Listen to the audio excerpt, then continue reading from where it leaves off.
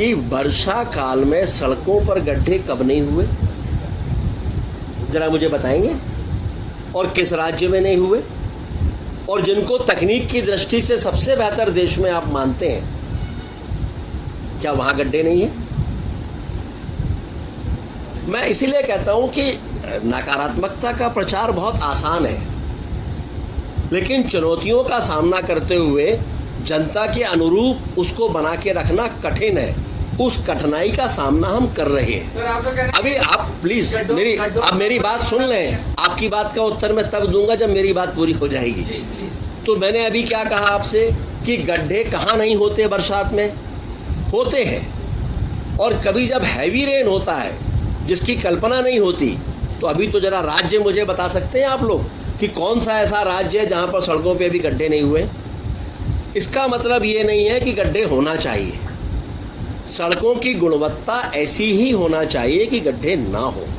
लेकिन कभी heavy rain होता है, बारिश ज़्यादा होती है, ट्रैफिक जिसका अनुमान आप लगाते हैं, जिस वजन के व्हीकल वहाँ से गुजरेंगे जिसका अनुमान आप लगाते हैं, कई बार उससे कहीं ज़्यादा हैवी ट्रैफिक भी वहाँ से निकल जाता है और जिसके कारण से नुकसान होता है। मैं ये नहीं कहता कि क्वालिटी हमेशा इतनी अच्छी होती है, नहीं होती है।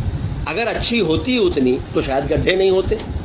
लेकिन इन्हीं चुनौतियों का सामना करने के लिए मध्य प्रदेश में ये बदलाव हम करने जा रहे हैं। उसमें औचक निरीक्षण से लेकर क्वालिटी तक शामिल है और इसके साथ साथ समय समय पर हमारे इंजीनियर्स की ट्रेनिंग भी हो, वो अपडेट रहे तकनीक से, नए नए जो नवाचार हो रहे हैं उनसे वो अपडेट रहे।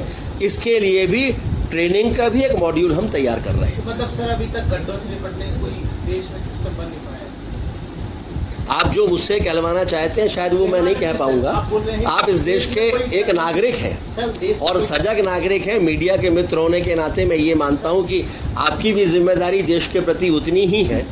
अभी तक में जहां सड़कें नहीं हुआ करती थीं, आज वहां भी सड़कें हैं।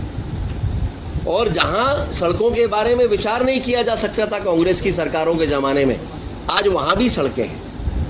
लेकिन सड़कें हैं तो कुछ गड्ढे भी होंगे। काय का राजस्व का नुकसान होगा डिग्री में, किसमें मॉडिफाई होगा?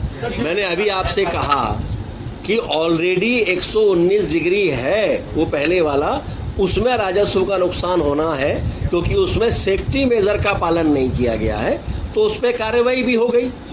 अभी तक में इतनी बड़ी संख्या में कभी कार्रवाई नहीं हुई। माननीय मुख्यमंत्री जी के नेतृत्व में इतनी बड़ी संख्या में इस स्तर के अधिकारी सस्पेंड हुए।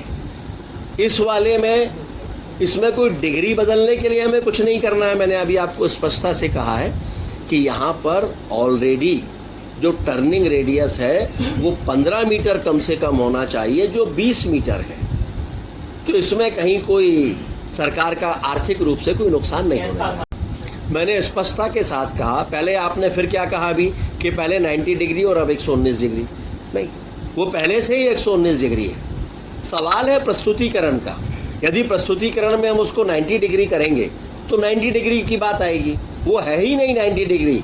ऐशबाग भी 119 डिग्री है, लेकिन सेफ्टी मेजर्स का पालन वहां पर नहीं हुआ और इसीलिए कार्रवाई की गई।